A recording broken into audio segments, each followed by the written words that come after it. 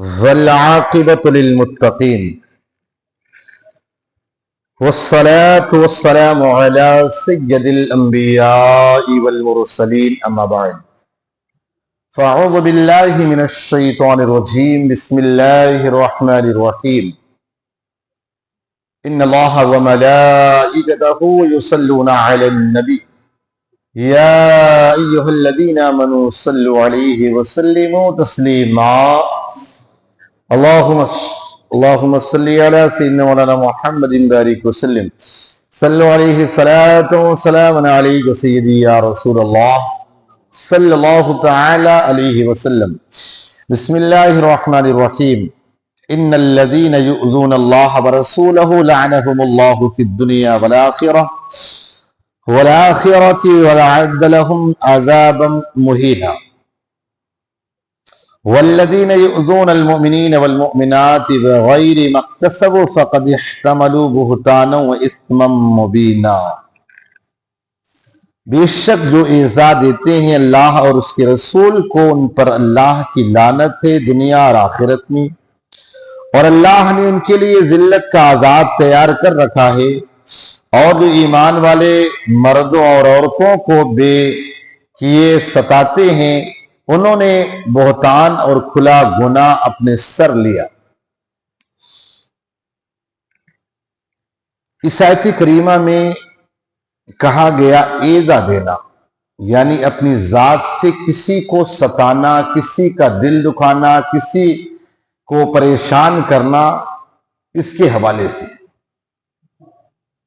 ایک بات تو یہ کہی گئی کہ جو شخص اللہ اور اس کے رسول کو تکلیف دیتا ہے، ایذا دیتا ہے، دنیا میں بھی اللہ کی لعنت اور آخرت میں بھی لعنت۔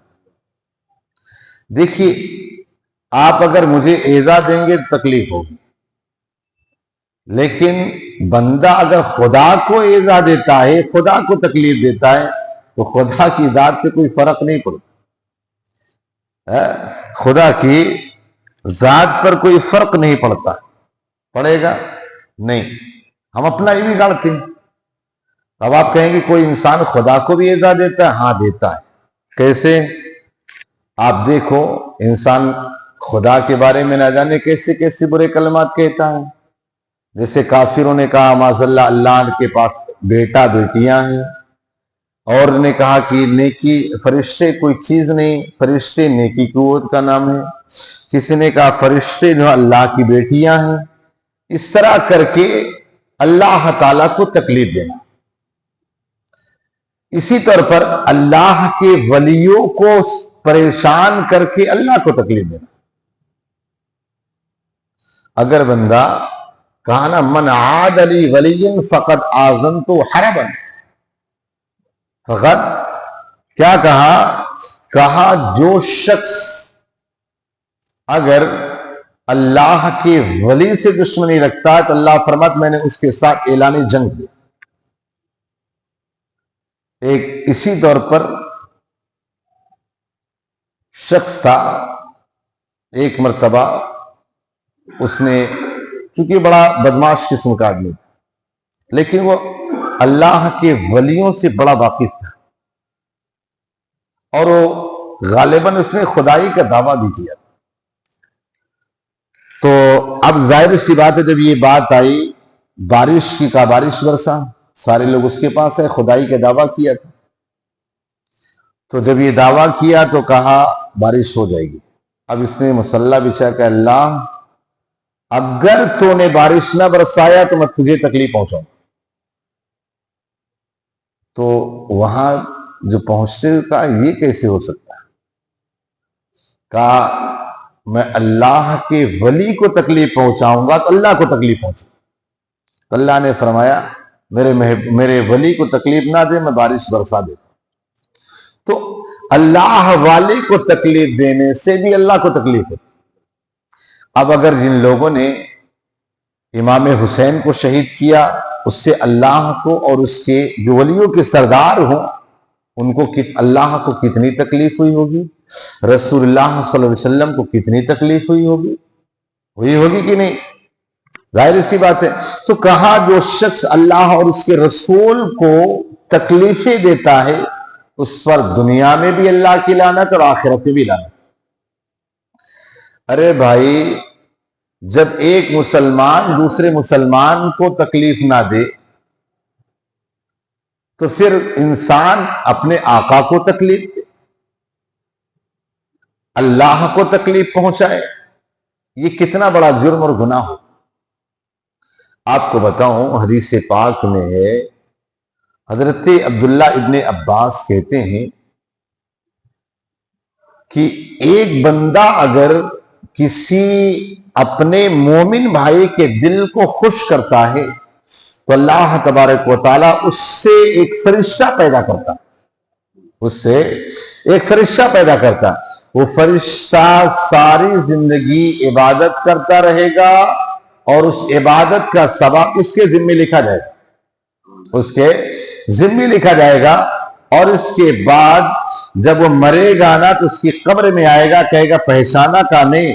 کہا تو نے فلاں مومن بندے کے دل کو خوش کیا تو میں وہ تیری نیکیاں ہوں، تیری خوشی ہوں۔ کہا ٹینشن نہ لے، تیرے سے سوال کریں گے تب بھی میں تیرے ساتھ ہوں، اور تجھے جنت میں لے جانے تک میں تیرے ساتھ ہوں، لے جانے تک میں تیرے ساتھ ہوں۔ تو آپ سوچے کہ کتنی بڑی نیکی اگر بندہ کسی مومن کے دل کو خوش کر دے، کسی کو اگر یہ کام کر دے، پھر اگر بندہ اپنے رب کو اور رسول کو راضی کرے تو یاد رکھنا، اللہ تبارک و تعالی راضی ہی ہوتا ہے جب اس کے بندوں کو راضی کیا جائے۔ آج بہت سارے لوگ بندوں کو ناراض کر کے اللہ کو راضی کرنے چلے، اللہ کو راضی کرنے نہیں، پہلے اس کے بندوں کو راضی کرے۔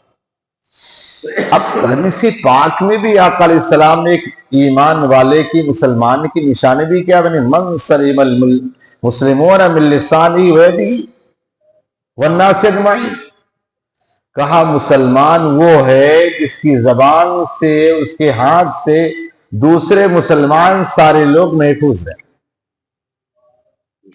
پتا چلا ہم کسی کو زبان سے تکلیف نہیں دے سکتے ہیں تو گولیاں کیسے مار سکتے ہیں، کسی کا قتل کیسے کر سکتے؟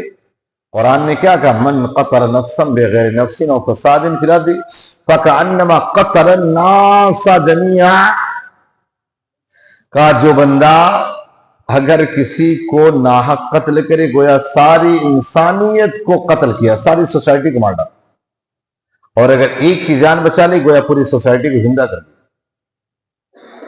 آج یہ آپ سوچیں ذرا کس انداز میں اسلام کو، مسلمانوں کو بدنام کیا جا رہا۔ یہ اسلام نہیں ہے۔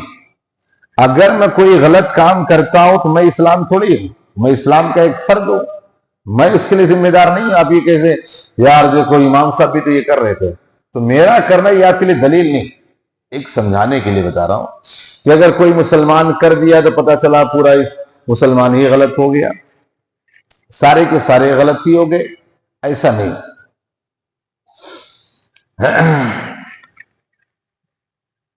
تو اس آیت کریمہ میں اللہ رب العزت نے یہ فرمایا، بے شک جو اللہ اور اس کے رسول کو ایذا دیتا ہے اس پر اللہ کی لعنتیں، اور کہا اس کے لیے دردناک عذاب اللہ نے تیار کر رکھا، اس کے لیے دردناک عذاب تیار کر رکھا۔ اور آگے فرمایا کہ مومن عورت یا مرد کسی کو بھی اگر ستاتا ہے تو یاد رکھ کے اللہ رب العزت فرماتا ہے اس پہ بہت بڑا بہتان بند اور بہت بڑا برا کام اس نے اپنے سر پر لیا، اس نے بہت برا کام اپنے سر پہ لیا۔ بہرحال آج کی آیت کریمہ میں یہ ہے کہ انسان کو ایسا کام نہ کرے جس سے اس کی کسی کو تکلیف ہو، اللہ کے نبی کو تکلیف ہو، اللہ کو تکلیف ہو، ایسے کوئی کام ہرگز نہ کرے، اور اسی طور پر کسی مومن کو بھی نہ ستائے۔ مومن کو ستانا، آپ سوچیں، حضرت عبداللہ ابن عباس کہتے ہیں آقا علیہ السلام ایک مرتبہ خانہ کعبہ کا طواف کر رہے، خانہ کعبہ کا طواف کرتے کرتے آقا نے فرمایا، اے خانہ کعبہ تیری عظمت اپنی جگہ، تیری عزت اپنی جگہ، تیری خوشبو اپنی جگہ، سب کچھ تیری جگہ، لیکن ایک مومن بندے کی عزت اللہ کے نزدیک تیری عزت سے بھی بڑھ کر، خانہ کعبہ سے بھی بڑھ کر ایک مومن کی عزت ہے، لیکن آج ہم مومنوں کی عزت کو بڑا اچھالتے ہیں۔ آج بہتان لگانا، تہمت لگانا، کسی پہ غلط الزام کرنا، یہ سارا شیوا بن چکا ہے۔ اللہ رحم کرے، نہیں بات نا، بڑی بڑی داڑھیاں پگڑیاں پہن کر بھی لوگ کسی پہ الزام تہمت پہ بڑے آسانی کے ساتھ لگا دیتے۔ عام آدمی کی بات کو چھوڑو۔ بہرحال یہ اللہ تعالی ہم سب کی ان ساری چیزوں سے محفوظ فرمائے۔